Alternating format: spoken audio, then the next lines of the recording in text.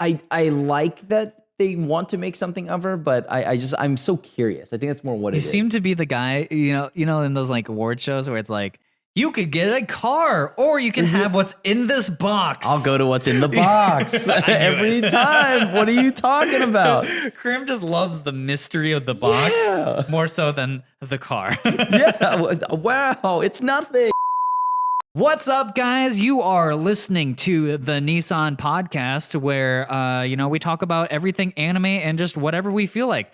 Wow. Yeah. That's pretty cool. That's a cool podcast. Welcome, guys. I'm Xell and Crim. I'm Crim, also known as the Asian Avenger. And today we are going to be talking about the live action of Cowboy Bebop. Bebop. And this has been something that me and Crim have been talking about for a long while now. Like we've seen a bunch of different things like leading up to it, the trailers, the sort of like cast reveal and all of that. And it's finally here and we got to binge it all this weekend so that we could talk about it on the show. That we did. And there's a lot of good, there's a lot of not so good, but let's just be honest here. Just before we go into it, for an anime adaptation, it's pretty good. We'll get to that later. The bar is low. The bar is low. The bar is low. First of all, if you guys are listening, please ring that bell, subscribe, follow our channel. We do this every week. It increases your credit score. You get whatever anime superpowers you want. If you want to get more swipes on Tinder, I'm pretty sure you just have to write that you listen to the Nii-San Pocast, right? That's the best pickup line you could probably open as soon as Crim put that in his Tinder profile, he just started getting dates left and right. Finally, people can like me. Also, this is not sponsored by Tinder, by the way. We should clarify that. I don't know, maybe like Omegle or something. Isn't that where people date? No, it's like Kip. What? Oh, really? Wait, what did you say? My online dating all wrong. Huh. That explains a lot. Okay. I don't even know what an Omegle is. Okay, whatever. It's that site where you just like connect your webcam to just random people. It's the one where you like 90% of the time just see a bunch of people's dicks. So anyways, we're going to move on to our regular news segment called The Weeb Weekly. I don't know, man. That's a lot of news for me right now. First up, we're going to be talking about the fact that the show 86, episode 19 is delayed due to production issues. Once again, anime doing its thing and delaying itself. Yeah. I mean, is it a good delay? Because production issues aren't usually ever great, but I don't think there's ever a good delay. I mean, maybe they're just prolonging the effects of the episode. I'm going to be honest with you though. I kind of already dropped the show. I think I went 3 episodes into season 2. I was like, I don't know if I can stick through another season. Right. And by now I don't know. I mean, maybe you love it. And if you love it, this is bad news or it could be good news. Maybe they're delaying it because they're rewriting some stuff. I think it's too late for that. My guess is they're falling behind on schedule with the animation as always, because that is 99% of all delays. Better that than having this like half animated episode. I think it'll still end up being that way if they're this under the gun. So. Honestly, if they're this under the gun, they should just full on just commit to it and just put stick figures. Like on it, like dude, and write it off as innovative. Yeah, so the Evangelion route. I need to see. Yeah, like that's just the Evangelion route works no matter what. Just say I'm being artsy. It works. I just don't think you'll ever be hired as a animation director anytime soon. Well, if you need me, I am cheap. So clearly you're already under budget. So or over budget. Okay. Anyways, next up on Weeb Weekly, we've got the fact that there's an announcement for Made in Abyss season 2 officially has been announced. The big 2, nice. Yeah, there's a PV and everything. I haven't watched the trailer yet or anything, but neither have I. I'm excited. Made in Abyss is definitely one of my favorite anime to have come out in recent years. I watched the movies that have come out, and unlike Demon Slayer, the movies are not in the episode. So if you did not watch the movie, you will not be fully caught up. So wait, so I need to go watch the movies then. Yeah, because I did not. First off, I didn't even know there were movies. Yeah, and also more confusingly, the movie is a trilogy where the first 2 movies are recaps of everything that has happened thus far, and then the third movie is new content. So they just did the Demon Slayer route, but in reverse. Okay, cool. All right, great. Wow. So, imagine that. Anime, you guys need to figure this thing out because this is not super user friendly, I think. Yeah, like we already have to go and struggle through whatever these streaming platforms we use with their terrible interfaces. Can you at least make it so that when we get to the show, just let me watch it. let me watch the show. But regardless, Made in Abyss, very exciting. I like the show. It's a little too torture heavy for me, but it's still a great show, and the world building is fantastic. So you've watched X-Arm. You can't say that anything's too torture heavy. But like. Anyways. And that is self-inflicted, by the way. That was self-inflicted. I didn't mean to do that to myself, but I did it anyways for science. And anyways, the last up on our news segment, they call it a rock band. I feel like Ollie. Anyways, I'm not gonna get into genre, but Ollie the band is back. I think one of the reasons they really blew up was from the Jujutsu Kaisen ending. Which is a banger. Which is an absolute banger. But turns out their drummer was committing a bunch of like refund scams on people, and he got arrested. What is a refund scam? Can you explain? I think I'm trying to get this right, but basically you're like gifting someone a gift, and they think, oh, I got this awesome cash donation and stuff, and then that person like spends something with it. And then they refund it all back, so that person just goes out without that money. Wow, something like that. It's like some weird like you. I know, like I watched this guy Kit Boga. He does he reverse scams people. Okay, scams the scammer, and a lot of it is like you buy gift cards because the guy's like, oh, I have like $2,000 with your name on it, but like I can only give it to you if you buy me these gift cards. I know that doesn't sound like it would work against most people, but that's why most of the people who fall for these are like older people, which makes it even worse. Yeah, that's so heartbreaking. And so and then they buy the gift cards, and then they use up all the gift card money, and then there's nothing to refund back. So and that's why with this band, Ollie, they've now replaced the drummer. Yes. Wow, that's what you get for scamming elderly people. Yeah. And that is the justice system. Yeah. Although that is beyond also the scope of this podcast, because I have a lot to say about it. But ooh, let's open that box right before we're just putting that right closed. We're not going to talk. We're not going to touch on the justice system, especially not in Japan or in the United States, because nothing controversial has happened in the last week. Okay, definitely can't think of anything about the American justice system. Anyways, let's go right into actually Cowboy Bebop kind of like can we bridge that gap somewhere between Cowboy Bebop and this was the transition into Cowboy Bebop, and let's go with that. Yes. Because that's what we're here to talk about, because the live action had just come out, and I am so excited to talk about it. We binged this. It came out like Friday night or whatever, Friday morning at the time. And we're recording the Sunday after. We watched all 10 hours worth of Cowboy Bebop live action. I really did. Better or worse. I did not get a lot of sleep. But so, I think the main thing here is let's just go ahead and go right into it, right? So one thing that we saw already when this show was getting talked about or getting previewed was a lot of like the trailers, the fighting, we saw the snazzy editing and all the cool bells and whistles, right? The trailer was dope, by the way. The trailer, just on an editing level and everything. It was very cool. I love that trailer. And so, it really made me have hope and believe that this is going to be a banger. That's where you went wrong, Crim. That's why I'm wearing my Cowboy Bebop shirt. This is Faye and Spike. So, So what do we go over the looks of the show to start it off? Because that's what it seems to really accent in a lot of the trailers, right? So I think, honestly, for the most part, I think the show looks good. I think the space scenes looked good. I thought like the different locales that they went to looked generally good. Like, I don't know. I don't know how much budget the show had, like in comparison to say like a Marvel film. Okay, well, but like at the very least, I thought the sets looked great. They evoked the vibe. Like I thought the Anna's bar scenes were always like very like atmospheric. They just reminded me of that.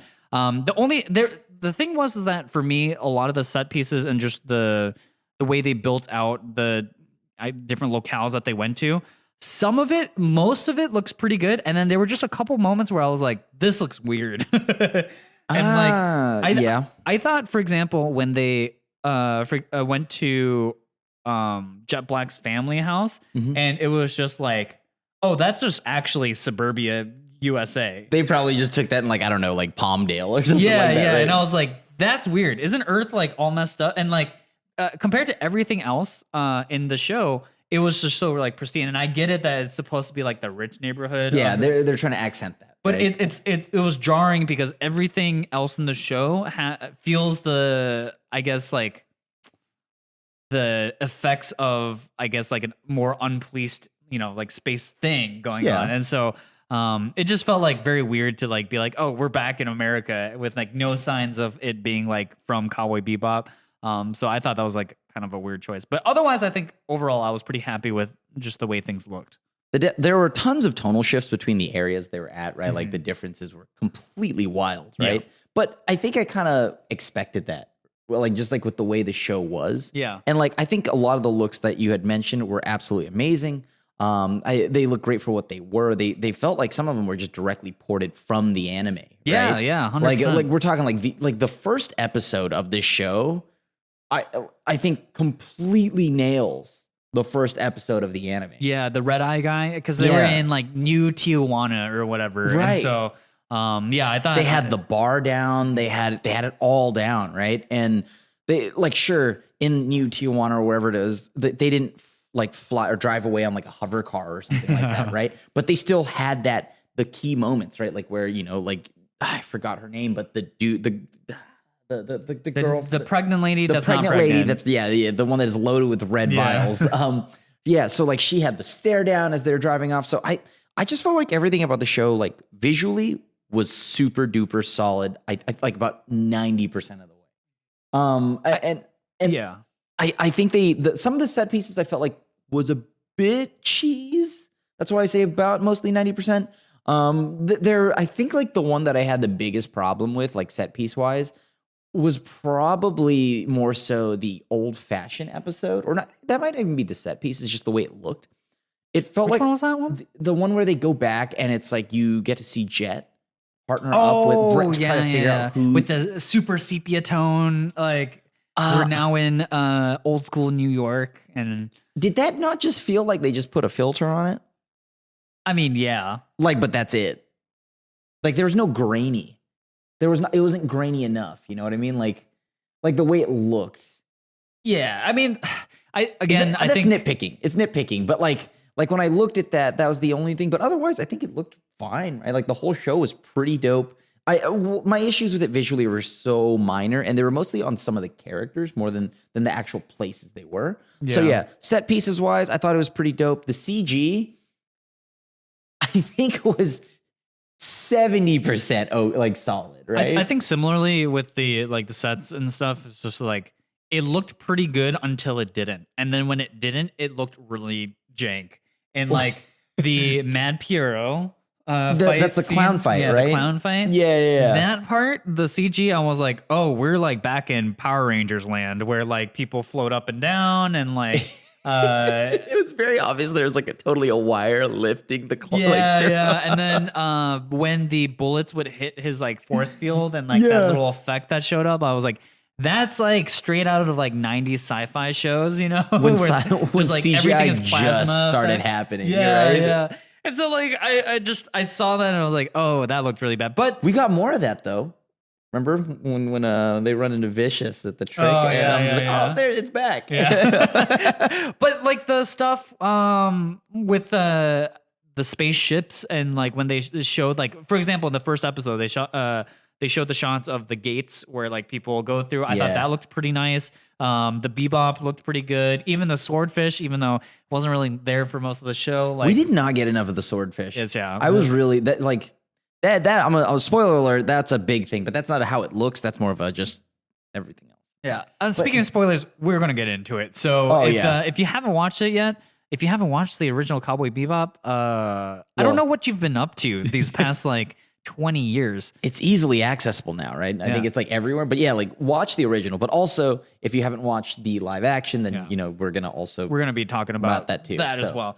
So yeah, let's talk about one of the more contentious visual pieces of the show, which is the costuming, because I think a lot of people were like, the costumes look fine, but they look like cosplay. That's like the constant thing. They're great cosplays. Yeah.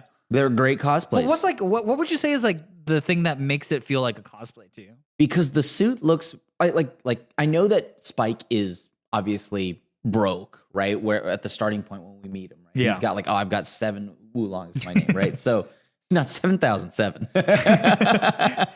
And I think because he's broke, the suit's supposed to look cheap, but like it looks too cheap to the point where it's cheaper than cheap. Yeah. It feels like paper, right? But I was okay with it because, it didn't look too bad. Like I actually didn't have that big of a problem with Spike's outfit. I think Spike's outfit mostly was that it looked too ironed out. No, okay. I think that it always just looked like it was like cardboard. Like it just never crinkled and never did anything. For a guy who is like constantly in the dirt. Yeah, spin kicking, roundhouse kicking. Like there's got to be a crease or two, right? Yeah. And I thought that was just like, so initially when we saw the trailer and the fit, like the stills, right?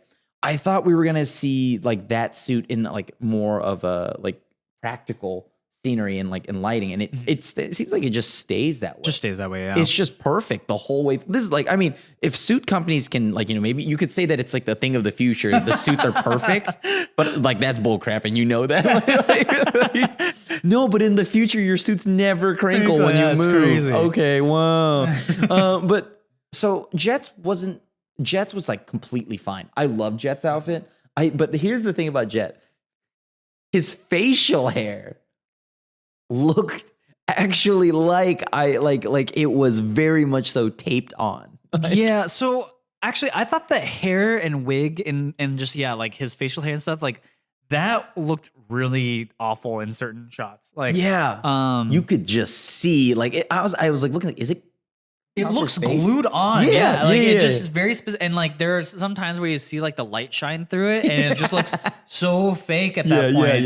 And what the thing that confuses me is that like they made John Cho's hair look, they didn't go one for one. He doesn't have the giant triangular shape to his hair. He just has like fuzzy, Asian hairdo thing going, right? Right. And like I thought that looked good and it looked pretty natural, right? But then with Jet's facial hair, with Vicious's mop of silver hair. We'll get to Vish. Let's get to Vicious after. But Jet's facial hair, though. Yeah. So like, I think generally, I felt like the clothing looked okay. Even like Faye's redesign, I love Faye's redesign. It was fine to me. Like I know some people were sad for very obvious reasons, but I think like generally, I didn't have a problem with the way things. I think that's just like the common theme throughout the show. I think that I didn't have too many problems with it. Like I felt like I know it seems like a meme, but like legitimately Spike's suit being just uncreasable is just it bothered me every time. It drove me up a wall. I just stared. I'm like, it's perfect. It's perfect. It's perfect. It's perfect. And like, so otherwise though, like Jet looked amazing if you ignore the facial hair. Faye looks great. I love the actress that played Faye. I love the way that, the whole thing looked like. It's awesome. But then there's the one costume that I just could not get over. And it's Vicious. It is like, who is this? Why is there an Alucard cosplay? A Soren for you magic lovers. Like, it's just straight up looks like he is cosplaying as The Witcher or Alucard or anything. And it's just, his hair looks silly. His hair looks obnoxious. I just don't understand. Yeah, like you don't need to make it like platinum, like white, or it doesn't need to be white as snow. I think they should have. This is one of those things where the characters and the way that they did things in the show, they directly ported it. right? It was a lot like how my issue with when I watched Man of Steel, that I'm like, hey, maybe you could actually change Superman's outfit a little bit, right? Because that looks really absurd. And so this is one of those things. And I feel like Vicious just looks like a B-side, like Twilight character or Draco Malfoy's dad or something like that. You just expect him to smile and his thing would show. I'm just like, wow, how is this just like, it looks weird, dude. Yeah, it looks weird. And every time he's in shot, it's just, I can't help but chuckle. I'm like, what is that? Yeah, I don't get it. So again, I go back to John Cho's hair, and they turned Spike's hair into something that feels realistic and real. And they just did not do that with Vicious at all. And he just looks funny to me. Every time he appears to me, like, I'm just like, oh, that's not Vicious. Just shave his head. Just shave his head. Make him an old man, so at least he's given natural gray peppered hair or something, right? Like, yeah, I don't know. I don't know. I mean, like, as I know that you would be like, but Crim, you have half blue hair, but you know, like, come on. Somehow that fits you way normal than this guy and his just super bleached out white hair. That wigs were just really not good. Yeah. In like when it comes to props. I agree. But yeah. Now, other than that, I think another thing we can talk about, and this one is not going to be a surprise to many people, is and it's going to be a big part of the show, is the music. Yeah. The music it's phenomenal? Question mark? it's phenomenal. Like we knew that, right? We kind of going into this, having the original composer, I believe, work on it, like that's just absolutely amazing. Yeah. And you know what? I think she completely killed it because she definitely showed her chops and added more stuff than she normally would. The music drove the anime, like the fight scenes, like example, first episode just of the anime, watching Spike fight the dude with the red eye, right? Like, and he's like fighting and like at that diner area, and then the jazz is going, the swing music, all of that's perfect. They do that here. Yeah, they do that. The music's very well placed. It's also very well done. I love all the music. And of course, as you know, there are some scenes that are iconic to the anime specifically, and like they even did the honors of giving us that exact same music at that exact same scene again. Yeah, they do a bunch of callbacks with the music. Very specifically the opening. Obviously, we've got Tank as the intro. They nailed for both, the opener, and then if you were wondering, if you only watched the first two episodes, they do bring back Real Folk Blues. Yeah, at the end of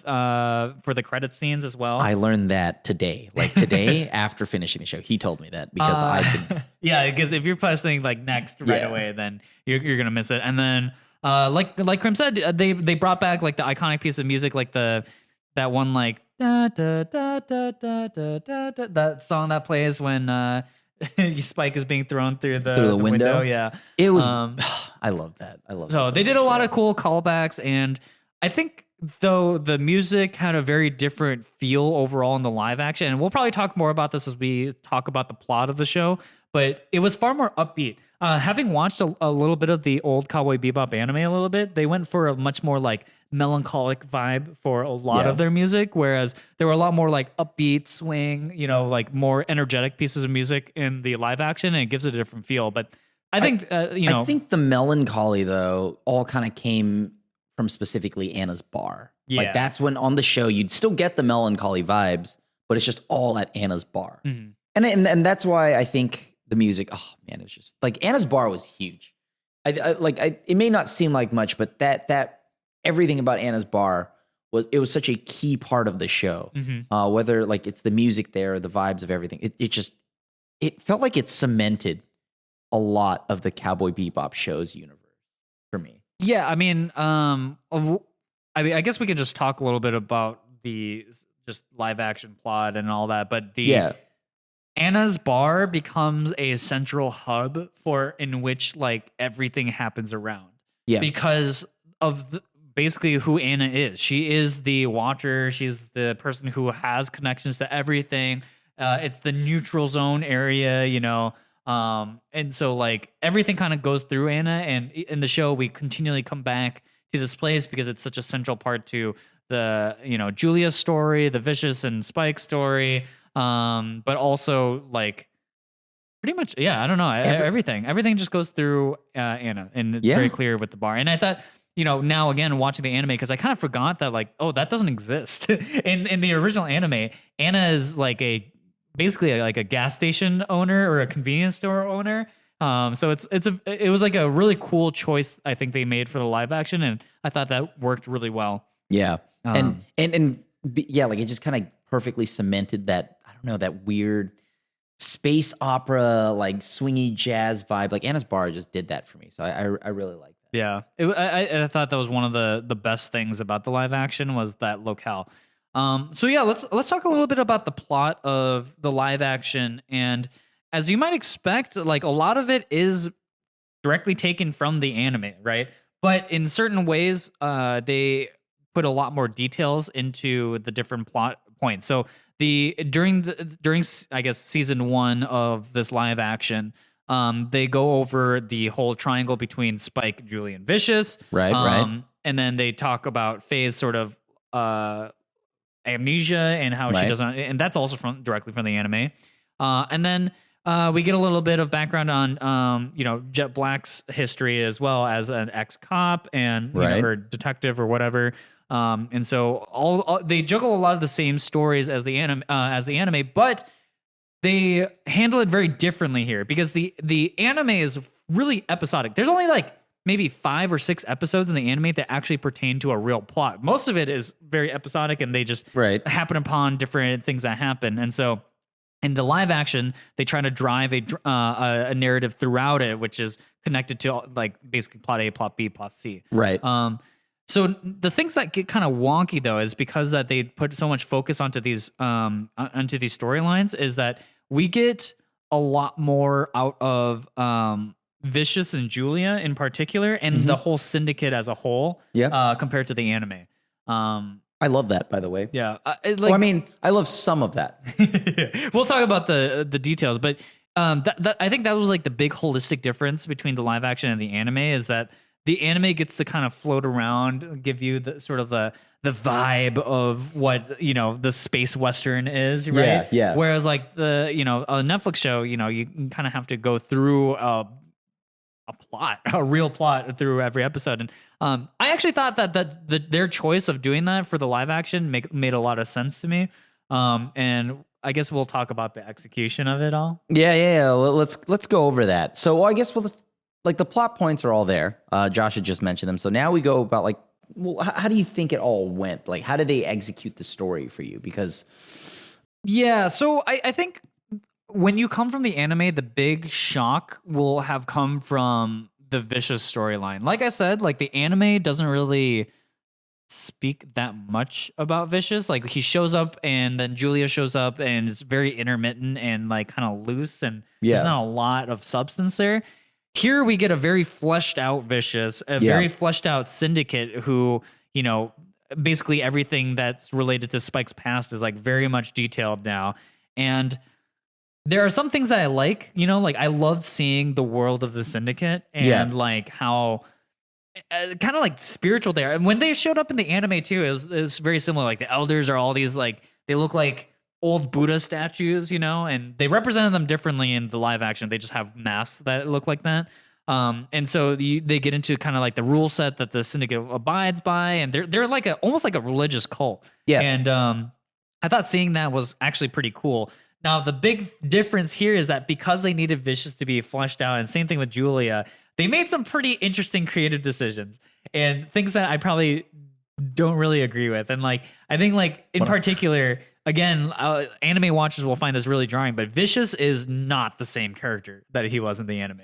I think Vicious in the anime was actually way more mysterious. Yeah. Right. So, and that's intentional, right? So like whether you like the idea of them giving us more detail on like Julia and Vicious, that's going to be on you and how you enjoy that. But I think Vicious in this show though is more of like this dude that's got this complex that he just has to prove himself to everybody around him all the time. He's got like, some real small PP energy. Yeah, like he's the person that constantly has to rev the engine as loud as possible and just down a residential, right? Like so like he's got to let people know that this is my car, right? So and he's got that energy.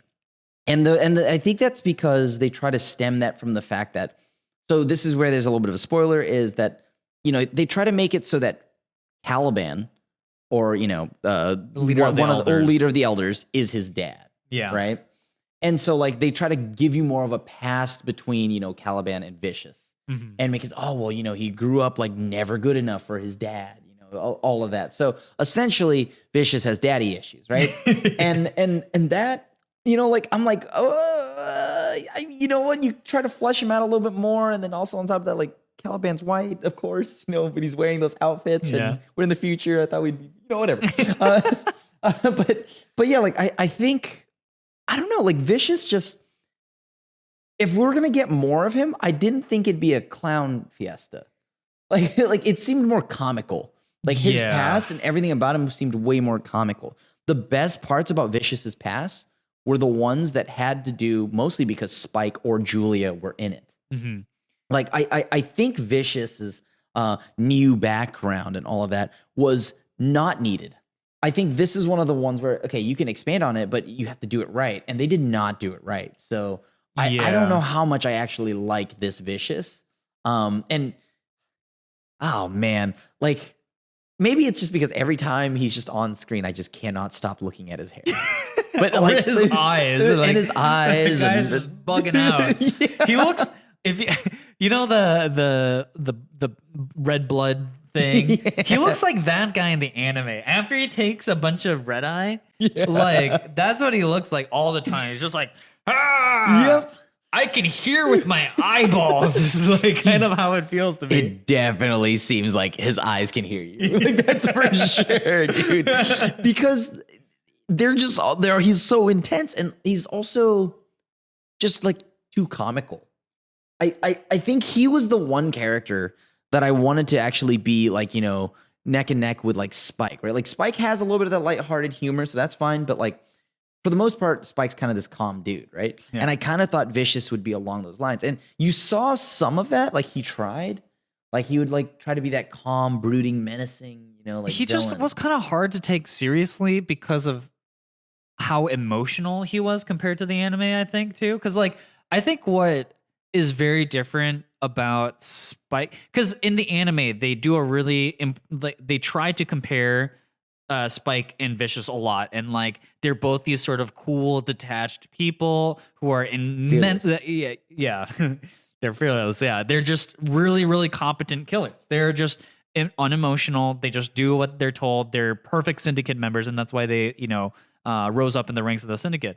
And in the live action, it's like, well, Spike sort of has that sort of same cool, detached attitude towards things, but then Vicious is so busy with his emotional, like, I guess, because he feels like immaturity, honestly. Yeah, like immaturity, because he's dealing with it so heavily. It's like he feels kind of like a petulant child, where it's like, bro, like grow up. So what? Your girlfriend called you a little man. You are a little man. If that's what's like bothering you about this, it's like, it's when people are like, oh, all men are bad, and then the guy stands up. He's like, but I'm not bad. It's like they weren't talking about you, okay? Like all men are bad. Like they're just talking like generally, dude. Like if you're taking it personally, that's probably on you. I don't understand that. Yeah, like that's pretty much what Vicious was, right? Like the whole time. He's so sensitive. He once again just constantly revving his engine in his residential area, letting small PP energy, and like, and it almost made it so that it took away from the story, and like it was kind of dumb. And like example, when they were doing the flashback, I did like the flashback where they showed like Spike and Vicious together. Yeah. Right, like that was cool. You got a little bit more of their background, see what it was like. But then when they, then they bring Julia in and they go for the car ride. And then, and he's like lashing out and all of this. And he's just like, oh, that's the guy from the deal. So I'm going to kill him now. It's like, dude, you're supposed to be the son of an elder, right? Yeah. So you should be a smart syndicate crime boss, not this like 4-year-old that just happened to stumble upon power, right? It's not like this was like, Spike and Vicious at the age of like 6. This is like, it looks like Spike and Vicious pretty much at the age of like 30. Mm-hmm. Right. So like you should have been a full blown adult and kind of comprehending, like he's understanding. That frat boy with a rich parent, you know? And like, he's like, my dad's an elder, bro, and like I'm gonna be like one of the I'm gonna be working for my dad's company, and I'm kind of all that, dude. Where I go, you go, bro. We're good. Like oh my god. Well, he exudes that energy of just like what is it, entitled and petulant. It's just compared to the anime where he is this sort of almost sublimely ethereal, just cold-hearted killer.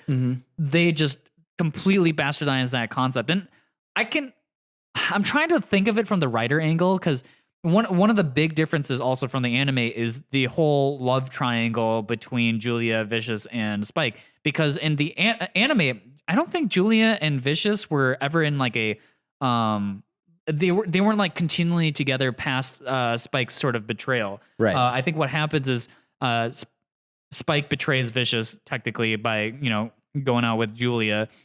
But then Julia also decides that she doesn't want a part of this syndicate, and so she runs away in the anime. But in the live action, it's that Spike is caught in this situation, and Vicious kills Spike, and then Julia is left with Vicious. And so I wonder if it like just to make Vicious seem like more of a bad guy to them, they just had to like make him I'm trying to understand.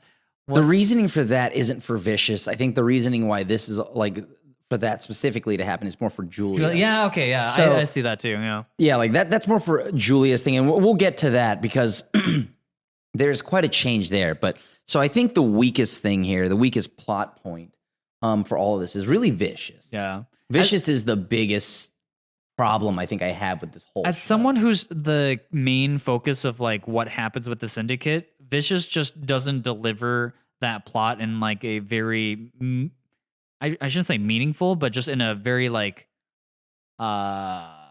worthwhile way, I guess. Like he just doesn't feel competent. So even in his victories, they feel really hollow to me. Yeah. And just like sort of whatever. Like it's pointless. Legitimately. Because one of his main victories is when he throws the coup against the syndicate and he pulls the old switcheroo card. Right. And that kind of came out of nowhere. There was no setup for that. And so even his victories just... That's very anime, though. Yeah, I mean, but like compare that to the anime where the turnaround is that, oh, the bodyguards they were already on his side. It was like very like Red Wedding-esque, yeah. And yeah. I don't know.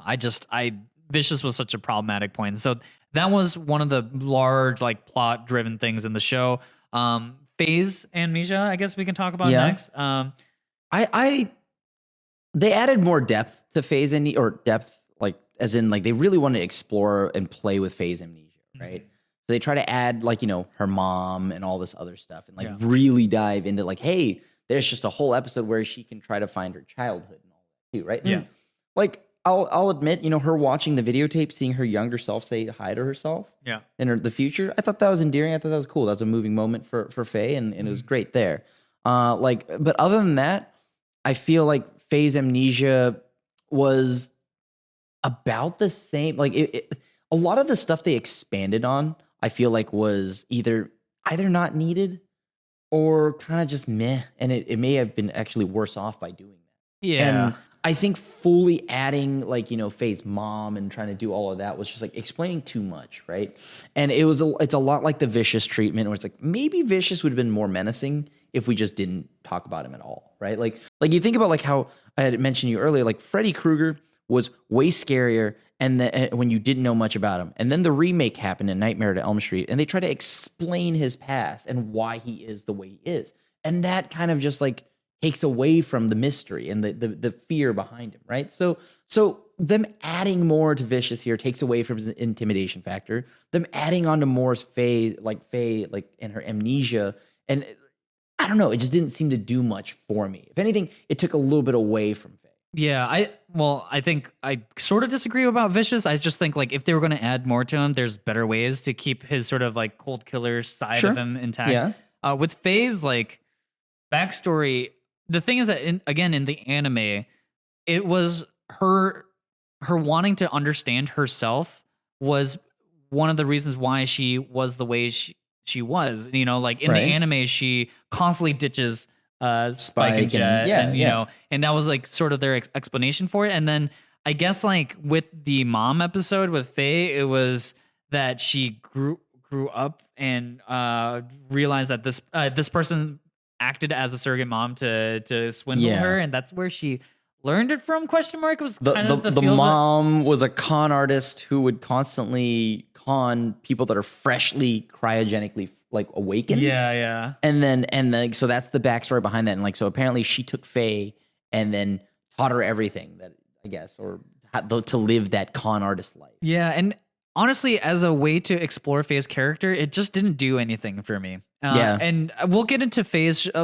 Later on, we're gonna do a comparison and like specifically about the characters. But I thought Faye's whole backstory arc just didn't really work for me. It happened, but it didn't make me feel any closer to Faye as a person. You know, like I didn't feel for Faye in any way. Right? Like it didn't make it more or less acceptable that she's constantly like this fight or flight mode 25/7. Right? Yeah. So like I totally get that, and like because I mean, if anything that's gonna like ruin Faye, it's just the random crap they try to add to her background, right? Not the costume, not any of that. It's just gonna be the random stuff that they keep trying to add to her story. I don't think they even ever closed the arc on it technically either. Like they end on her being like, "Oh, I think I know where this thing was. It's somewhere on Earth." And then they're like, "We'll get to it after we're done with Spike's. Spike's thing is a little more important." Okay, so you're in the background. Yeah, they essentially just told us like, "Hey, all these other arcs are gonna get resolved later. Let's worry about Spike right now." So yeah, I don't know. Faye's Amnesia story didn't really do it for me. And then I think. You wanted to talk more about it? Oh well, no. I was gonna say, but Jet's. Yeah, so Jet, the big difference here is that they added a family to him, which was a bold choice, I guess. But I liked it. I liked it, but some of the details of what happens because of it was kind of frustrating to me. Like and the source of a lot of what I considered to be kind of annoying. Like the whole doll arc that happened. That was hilarious. I felt like a lot of the dialogue that happened around it and the whole there were just like parts of it that I really disliked about it. And so I think it colors that whole scenario in a way that like I just disliked it. I mean, it was all there to just really. I think why I liked it was just because they were really just trying to drive the point home about this whole daughter thing, right? Like he just wants to be the best dad that he can be, and he wants to impress his daughter.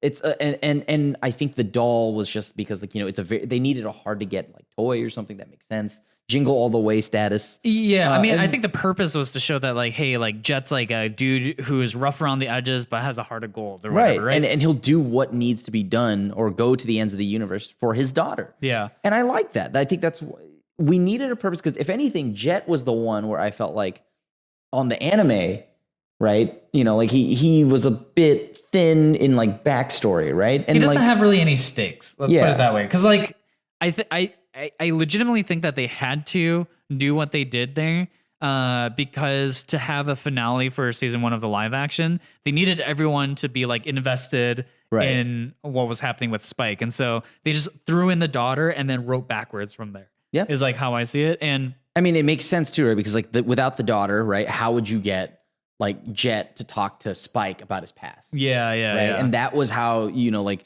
they had been hinting that the whole show, all season long of the show, and then this is the way you do it, right? You boom, okay, Jet, what does he care about? His daughter. He'll do anything.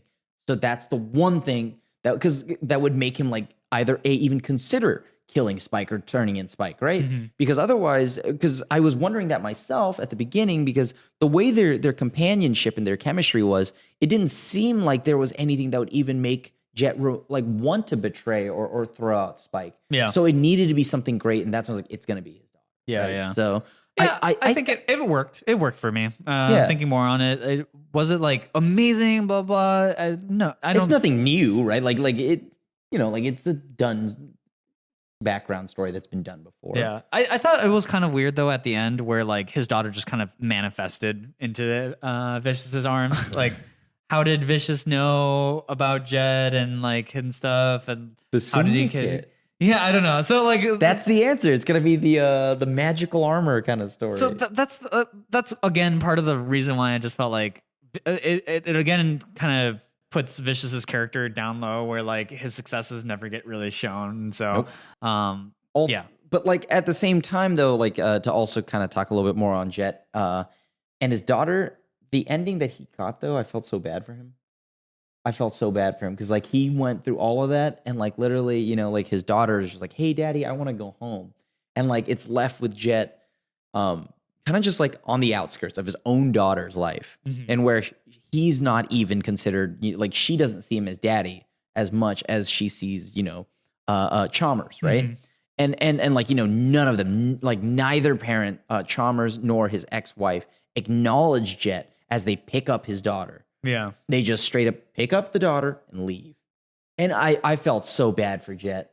That was brutal. That was brutal. Gosh darn it, that was brutal. And he's also, by the way, sitting there with his leg kicked in. So like he's hurting and he's found out that his partner is like ex-syndicate. So I don't know. The family aspect, to once again bring it back, I think it added the tension that we needed from Jet, like to make Jet have to care about things, right? So yeah, it felt like they needed to add stakes to him, and so they did it through his family, and it was fine. It just wasn't.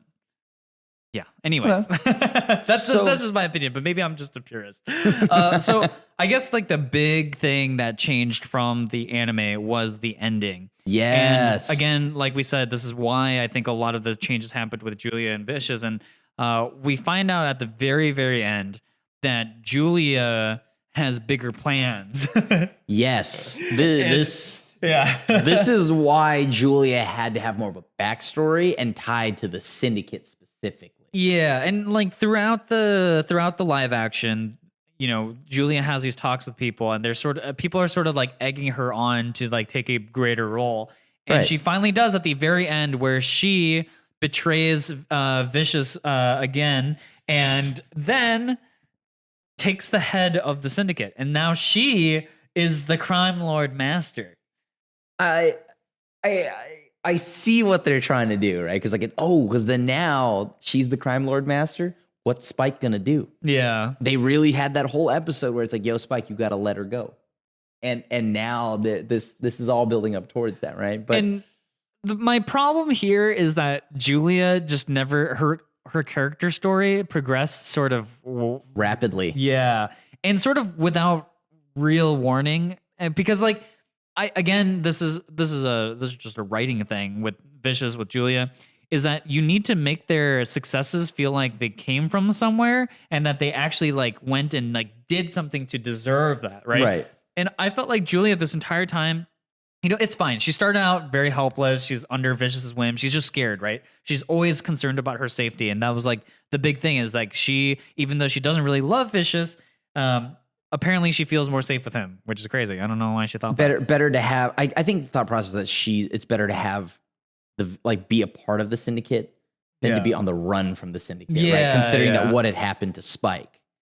But in any case, like she eventually conspires with Mao to, you know, double cross the elders. The elders and stuff. Well, I guess. Triple cross in some way, because Vicious is doing the double crossing with the elders and the guy who eats people's testicles. Right. That was weird. And so then she was part of the double cross, and with Mao trying to kill Vicious and to betray him. And then because now that Vicious had successfully coup d'etat'd the syndicate, she then finds herself in a position where she gets to be above Vicious himself. And I don't know, it just like, it kind of happened so rapidly, right? Again, when she made the deal with Mao and it kind of blows up in her face, like she still feels like that helpless character at that moment. Like when she finds out that, oh, Vicious comes back and he's alive, she's like, oh God, what have I done? Trembling in fear. Yeah. And then she randomly starts like kind of like laughing to herself, and you can kind of see where I guess she's supposed to feel like a little more empowered or whatever. Yeah. But then I don't know, it just accelerates from that point to like, okay, now I I've got you chained up here, and I'm playing Russian roulette with your life every day. And I thought that was pretty cool, though. It was. I thought that was pretty cool. She didn't like level up into it. It's like she bought a level skip. Yeah, and then became that person. So you never really saw that build, like that, her grow into that role. Yeah, she just kind of became that role out of nowhere. So I like the pacing on some of the character development was obviously off. Yeah. And so like they were trying to do a lot with her, and I feel like while also tying up all the other storylines that were out. Yeah. So I think if there was just a bit of a better writing team on that, I think we could have gotten to see Julia become what they wanted. But at the same time, this, by the way, is all happening in the iconic, chapel scene fight between Vicious and Spike, right? So but if you remember the anime, she's not there. It's just Vicious and Spike, and Vicious lobs him out the window, right? Yeah. This time around, Julia is the one that's there, caps Vicious, and then this is the part that I couldn't understand for me, and this was that she had spent all this time upset with Anna, like, hey, you knew Fearless or Spike was alive, you didn't tell me, yada, yada, yada. You finally see him, and your first reaction is that you're upset that he died, or so you thought, and then because he died, I get it, like, oh, yeah, you left me with Vicious? Well, I mean, I did get thrown out of you don't know what happened to me, right? I'm thinking from Spike's perspective, like, yo, dude, he kind of got shot. And then Vicious told him that, oh, she chose me over you. And then then Julia gets upset, like, wait, you believed him? And then shot Spike. Yeah. And I'm just like, hello?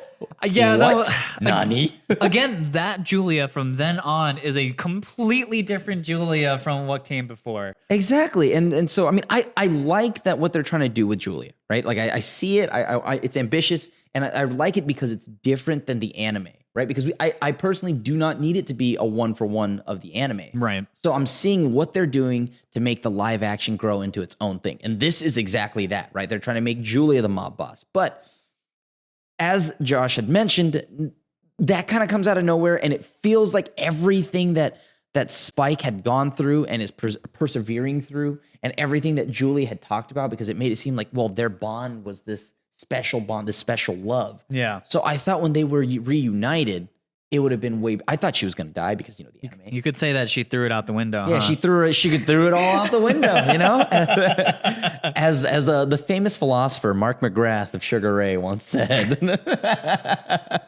Yeah, what do you say? Right out the window. You know that song. But legitimately, I kind of feel like that undid a lot of that building that they wanted to do there. But I'm excited to see where it goes, because that ending was still pretty cool. In a weird way. I know. I think it's pretty cool because they took what would be a cool ending and then the rest of Cowboy Bebop and then Frankenstein them together in such a gross, ugly way that like I can't enjoy the ending. If they had rearranged everything that came before to make this ending make sense, fine. I could be more okay with that, right? Like, again, I don't think that the source material has to be gospel for the new adaptation. I don't believe that one bit. But it's got to earn the change, right? Yep. It's got to earn it. And in this case, they did not do that. And so I had a big problem with the ending because like they clearly just wanted to set up a season 2 and they were willing to just butcher everything to get that to happen. And that's the big change here. And I want to like it, but I can't because of the way they executed it, right? Yeah. So I think we were going to talk. We during that whole section, we sort of talked about some of the character like changes and whatnot. I don't think we need to go super. We're already 54 minutes into this. We talked a lot because I think honestly the plot changes that they did from the anime to live action caused a ripple effect through all the characters, right? Right. So I guess let's talk quickly about the comparison between anime to live action. What do you think about Spike? Okay, so I think that Spike, like the anime Spike, is unmatchable. You can never. I just don't know of a way to make it so that you can capture that cool factor. And because like, but if it's the English dub, you got Steve Blum's awesome voice, that swagger that he's got. And it's just the way Spike is in the anime, right? The movements and everything. It's perfect, right? Like now. He's like a lanky Jackie Chan. Yeah. Yeah. And I think John Cho, for the most part, I really like John Cho and the way he portrayed Spike. He did a good job with a majority of it. I think the only thing that was problematic was that some of actually a good amount of the fight scenes, that it was either the worst fight scene, like the most sluggish, stale, like dead fight scene where it just looks so boring, or it was like pretty nifty. Like I love the casino fight. I love a few of the fights here and there. So, but watching John Cho play Spike, I think he's a great Spike outside of the martial artist, right? And if you take the martial artist part out of it, he is just an awesome Spike when it comes to the character. But yeah, he did look a bit sluggish in some of the fights. Yeah, I really hated a lot of the combat sequences in the show, and that I think just stems from the fact that John Cho probably is not a martial artist. I would put money on it after watching Cowboy Bebop that he's not a martial artist at the caliber that would work for cinema, and. It really showed in the fight scenes, and I think for me, John Cho is a really, really good representation of the melancholic sort of deep in the six woes, like whatever, like that version of Spike. Yeah, I think John Cho does really well. I think the sort of like cocky sort of whatever attitude, that's where I thought John Cho's character didn't quite fit for him, and I think part of it is I think John Cho does look quite a bit aged from Spike's from the anime. Like in the show, he looks like 30 plus, right? Like 35, 30, like closer to 40 than 30 type. Right. Whereas in the show, he looks like he's like 26 max, And like, I think like the feel there does a lot to change. Like for me, John Cho almost feels like Spike after the anime had he lived. Right. So that's kind of my feeling with him. I could see that. I don't know if necessarily him being younger would have changed that though. See, because I think the cockiness was just something that was left out of the writing entirely. Well, they have those humor conversations, but I just don't think John does a great job of portraying Spike's sort of laissez-faire cockiness to it. But the cockiness comes out in Spike's fighting too, right? And the fight scenes were so mediocre, so you didn't really get the full helping that you'd want. Right, that's the problem. So if the fight scenes were better, because like in the fight scenes, you didn't hear the quick like witted responses or the jokes or the quick jabs from Spike, and it felt this was kind of like how I felt about like Tobey Maguire's Peter Parker. I thought he was a great Peter Parker, but not a great Spider-Man, because when he was in his Spider-Man suit, he didn't make all the quick one-liners that like Spider-Man normally would. Mm-hmm. So I feel this is kind of that exact same situation, where I think John Cho is a great, Spike Spiegel when Spike is not fighting. Because at least for me, like when Spike was fighting, I wanted more quick one-liners, more jokes thrown in there. And I feel like I didn't get that from John Cho. Yeah. I felt like John just nailed like a third of Spike. And it was, for me, it's unfortunate. I think the third that he did really well, he did really, really well. And then the rest of it, I was left wanting personally. And I get it, like, Spike Spiegel is one of the coolest characters of all time in anime, but I do think he was just missing like a core soul component of Spike, and that was a detractor for me, especially when it came to the fight scenes. Let's talk about Jet. What you think about Jet? I mean, like I think that Jet was perfect. Yeah, I thought Jet was super good. Was perfect. Jet was probably my favorite character from the adaptation to live action. Yeah. Yeah, I would probably also agree with that. Jet is probably my favorite character. Yeah. I mean, John Cho, by the way, his Spike, I still liked a lot, but just Jet is so much better. Yeah. Like Jet is I feel like that was the perfect Jet. Yeah, it's like except the facial hair. Yeah, he's like a 9.999.5 out of 10 for me. Just the 0.5 is the facial hair. If you could just remove the shitty facial hair, he would have been perfect. Okay, so like a 9 out of 10. Yeah. Let's talk about Faye then. So this one, I know that a lot of controversy came with her, announcement and all of that, and like the outfit. But I love the outfit. I think the main thing that the issue with Faye that I have is that she is different from the anime in that the Faye in the anime, like, is just she's way more using her sexuality, and like, so like the show doesn't do that, right? Yeah. And also on top of that, the Faye in the anime is like very much so like somebody that is like a bounty hunter, right? And then the Faye in the show that we have feels like, well, Faye in the show we got, she feels way more like a newborn, like, because she kind of is, because she's kind of thawed out of ice and whatnot. So it seems like she's more of just like. We don't actually know how much time has been. 2 years. 2 years? Oh, okay. I mean, the thing is, like, I think the biggest difference for me from the live action anime is just that in the live action, we just never get to see her be competent ever. And so she could have been like the more wisecracky, like, even if she says like nutbags all the time and this weird crap that they put into her mouth from the writing room, it would still have, it would have felt very different if it came from what felt like a very competent woman. Whereas I did not get that vibe from her in the live action at all, right? Like, her biggest claim to fame is that she took down this guy that even Spike was like, damn, you have street cred. We never got to see it. They just told us that she got this guy. And it's like, that didn't do it for me. That didn't do it for me. Yeah. Her biggest win came from when she got to play Call of Duty. She got the kill streak to bring in the helicopter and mow down people from above. That was her biggest win. And that doesn't do Faye Valentine justice at all, in my opinion. I will say though, when she showed up with the airstrike, that was the first time in the show where I felt like she deserved to be a bounty hunter.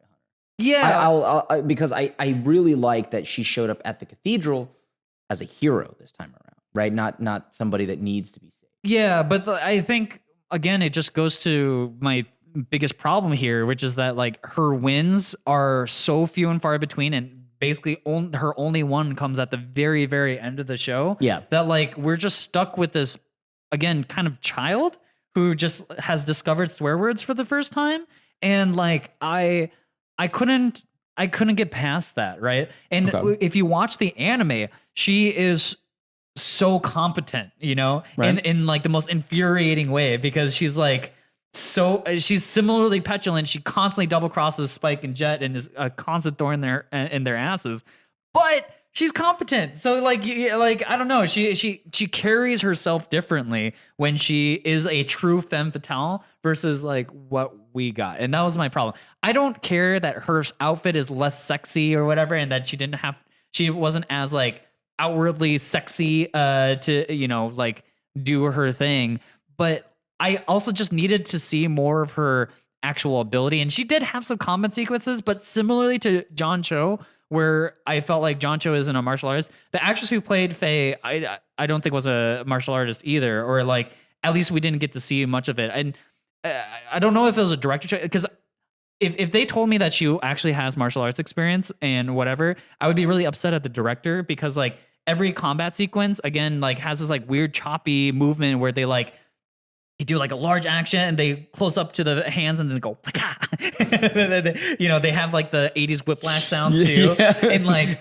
there's just like Wilhelm scream in the background. and it just like, they chopped it up so badly that you couldn't get a sense of like, are they really competent or, yeah. So they just didn't give her enough wins for me to feel like she was a real bounty hunter, and the one that she got was literally at the end. So that was that. Yeah, I didn't like that her W was at the end, and I also like I like her character. I like what she's about and who she is with all the nutbags and everything. But like my issue with her was more so just along the lines of that. I feel that it wasn't very good at showing how she was a bounty hunter. And that was the main thing.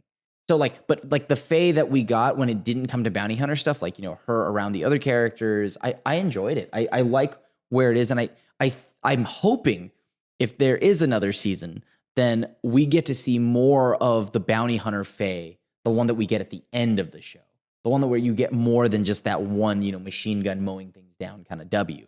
I want to see her. I want to see more from her badass side. Yeah, 100%. And I think that was so miserable otherwise to watch her character sort of not be the same, I guess, carry the same energy, I guess, from the original. Okay. And then of course, at the end of the day, right? The next character, right? Yeah, well, we talked a lot about Julia and Vicious. We talked about like Vicious, no, like no, but Julia. I know that she didn't get like some closing thoughts on Julia. I know she didn't have all that ramp up to lead to where she was, but at the same time, I'm kind of curious where this goes, and I guess I like that they want to make something of her, but I'm so curious. I think that's more what it is. You seem to be the guy, in those like award shows where it's like, you could get a car or you can have what's in this box. I'll go to what's in the box every time. What are you talking about? Crim just loves the mystery of the box more so than the car. Yeah. Wow. It's nothing. It could be a car in the box. That's like Crim's ideology. Could be one of the. Something's got to give, right? Again, I think when it comes to this ending and the prospect of a new Cowboy Bebop, I would like it if they showed me they were competent at writing, which they have not done. And that is the thing that it really bugs me about Julia. I mean, a lot of dialogue is really bad, so the writing team clearly is very all over the place. But let's talk about some of the minor characters that changed too. We have Anna, like I said, she owns her own bar now rather than like a gas station. Anna's so much better. I think her character is a big upgrade. So much better. I really loved the person who portrays Anna. I thought she did an amazing job and her whole thing. What about Gren? I'm so mad about Gren. I'm so mad about Gren. Well, okay. I mean, like from this, what's surprising is like the original Cowboy Bebop came out in 97 or 98 or something like that. And Gren there is this super androgynous, beautiful both as a man and a woman, and has a sort of mystique about them. And they just completely lose that in the new Gren, where new Gren is just like very, very much just like, I don't know. They just completely turned his character into like the Fifth Element guy that Chris Tucker's character? Yeah, Chris Tucker's character. Like obviously less outrageous, but just like very flamboyant and very he lost the mystique of Gren. And I guess part of it is that like Gren in the anime has this whole backstory with Vicious and like and they need to get rid of that. But like I don't know. I guess I would have loved to have seen like what that Gren would have looked like in the live action. And you know what? I wouldn't be surprised if that eventually comes, though, because, like, for example, one of this is kind of like a segue into the next character, because Ed, we do see at the end, the very end, right? And I wish I didn't, and I don't know.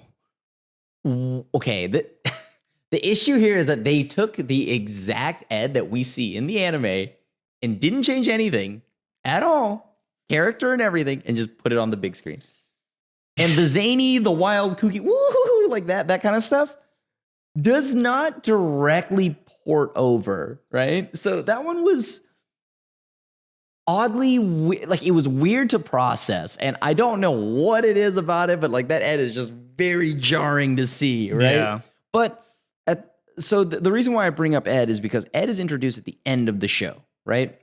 So if we're assuming then since it's introduced at the end of the show, I kind of wonder, are they going to do more of the stuff we know about, like the Gren backstory later on? I cannot imagine the live action Gren going through what the anime Gren did. They're just like, I cannot see that, because one of the big things with Gren is that like after the War of the Titan, he's forced to have these hormones, like this drug that changes his hormones, and he becomes the sort of androgynous person that he is. Like, I cannot imagine that sort of storyline for the Gren that we have now. The Gren that we have now, it just feels, I don't know, just paper thin, And again, if they can somehow manage to make that work, I'd be more than delighted. But I don't have any trust in the writers at this point. And then the current Ed, the live action Ed, is an abomination and is a war crime to Cowboy Bebop fans. It continues the terrible wig. Oh God, the costuming of Ed is 10 times worse than any other person. Like, we've bagged on Vicious for like a ton of time today. Yeah, but it still doesn't even compare to how bad Ed was, and specifically like the way they shot Ed's piece too, with all the weird like fish eye Dutch angles and like whatnot. I just like everyone online has been calling it like, oh, it's the return of Lava Boy and whatever Lava Girl Shark Boy or whatever. Yes, that is I don't get it. I don't know what they were thinking there. I see what they were trying to do with the, hey, Spike Spiegel, right? Like, like the Spike Spiegel, like that voice. Yeah, that voice. I don't know, but the angle that they chose, and the way Ed is, I see what they're trying to do, right? But they're trying to make it a 1-for-1 with the anime, and I guess like the closing thoughts. You could probably figure out that this Ed is an abomination, but like the closing thoughts on this is that I think that this show overall did for the most part, a fun, like made it so that it was fun for me if I never had seen Cowboy Bebop, right? Like if I'm a lover of Cowboy Bebop, I'm pretty sure if I was a lover of Cowboy Bebop, I'm probably not, I'm already upset. I was already upset when this was announced, and I'm probably not even watching it. But let's just say that, for the lover of Cowboy Bebop that have seen it, I think you're not going to enjoy it if you rank it up against that all-star classic anime. If you can take that out of your mind, I know this sounds weird because just lobotomize yourself before watching it. Like I treat it just as if I were watching any other just random sci-fi Netflix show, and in that case, then I think it's enjoyable, right? It's still fun, right? Like it's dumb fun. It's kind of got this weird zany, like all this like bouncing around different worlds, all this other stuff, and I enjoyed it as a sci-fi show that kind of just exists, but did not have Cowboy Bebop's like all of, Yeah, I mean, the best way I would put this is that I think it's a truly mediocre sci-fi show and a horrible adaptation of Cowboy Bebop, right? So like, I think as just a regular old sci-fi show, it's slightly less than bearable, even as is. I still think that like even taking away the Cowboy Bebop aspects of it, I think there are big directing and writing issues in the show that prevent me from being like, oh, I think like it's not just that it tore away the elements that made it Cowboy Bebop. It's like I feel like there were other issues besides that. But I think where it truly lost me was in how they took some of the characters from Cowboy Bebop and just really messed with things in a way that I didn't like, I think costuming would have made this a lot better for me. At least because if I'm going to see Ed, I don't want to look at whatever that was at the end of the season.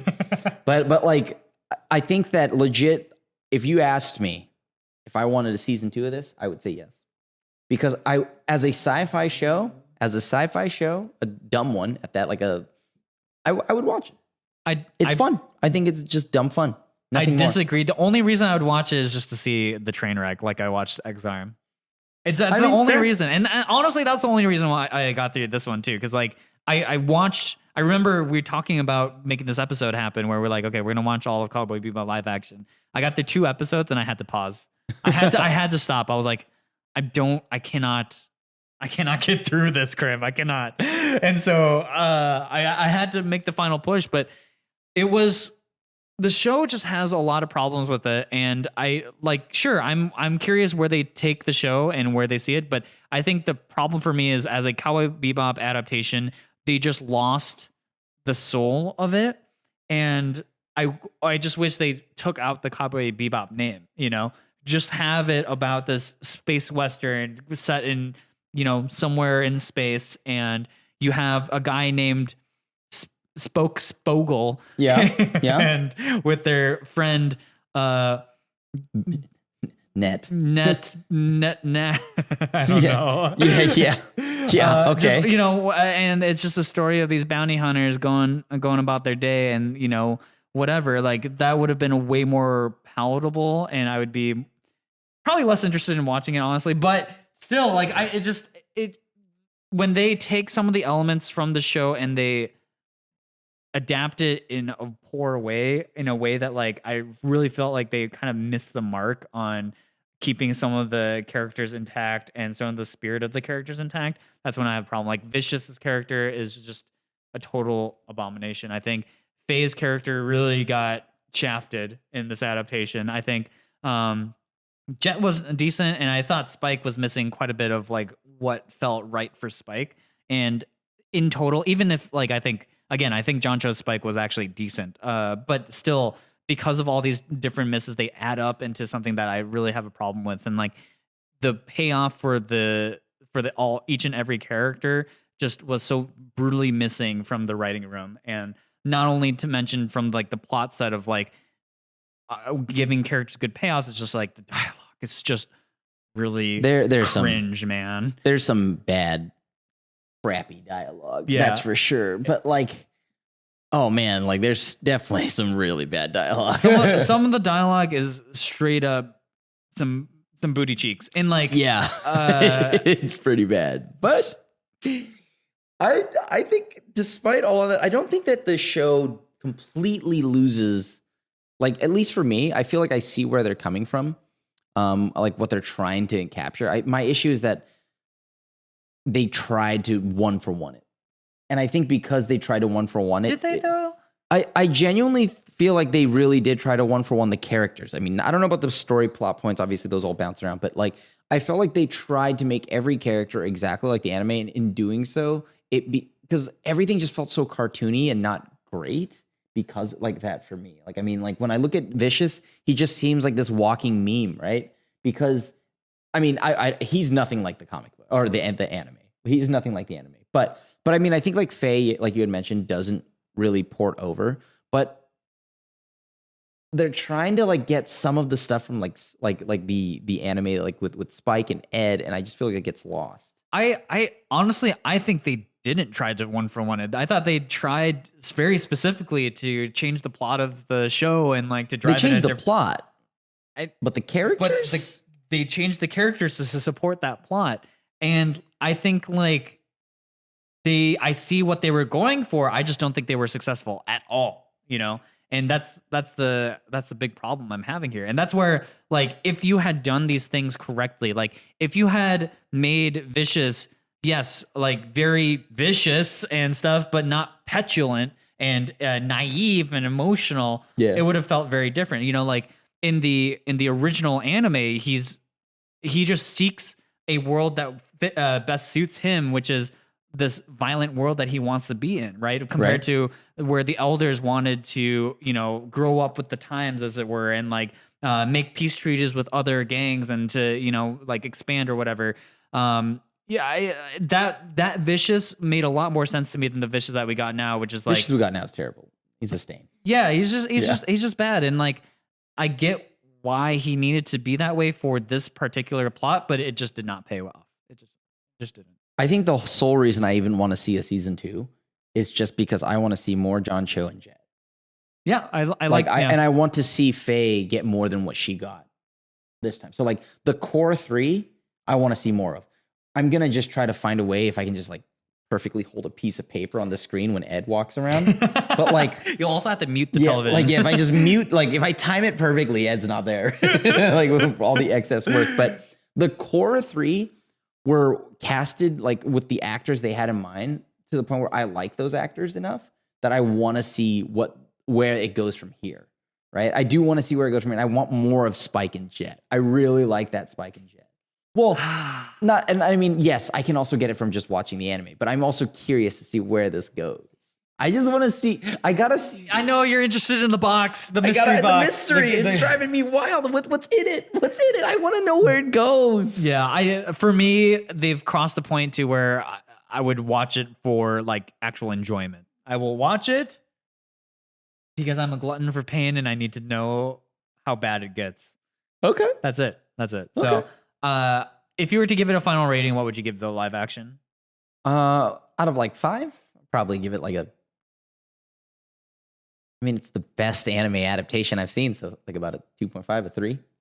2.3? A 3 out of 5? Damn. Yeah. I think maximum for me 2 out of 5, maybe 1.5 out of 5. I mean, I maybe that's just because I enjoyed like I think the chemistry that between Jet and John Cho, like the 2 actors that play him, I like them a lot. So it was enough for me to keep watching it. I'm probably just mad that they even created this in the first place. I'm probably slightly biased about it. I like I said before, I do think that it's just like if I was to take away the Cowboy Bebop elements, it would just be a mediocre sci-fi show. But because and I've watched a lot of those, they attached Cowboy Bebop's name onto it. So yeah, they did that to themselves. They are attaching like one of what is considered to be one of the greatest animes, right? Yeah. So like it's really rough on them, and I'm not gonna lie, the deck stacked against them. But you know what? You got to believe in me, and I'll tell you what. This is the best anime live action we've had. So I've seen so many high bar we've hit. I've seen so many bad ones that this one's just like, oh, thank God. It's not that bad. All right. Well, that's going to do it for this episode of the Nii-San Podcast. Let us know what you guys think. Are we off? How much did you guys enjoy the live action? Let us know in the comments on our YouTube channel and stuff. And with that, we will see you guys next episode. Thanks for listening, guys. Have a good night. Bye.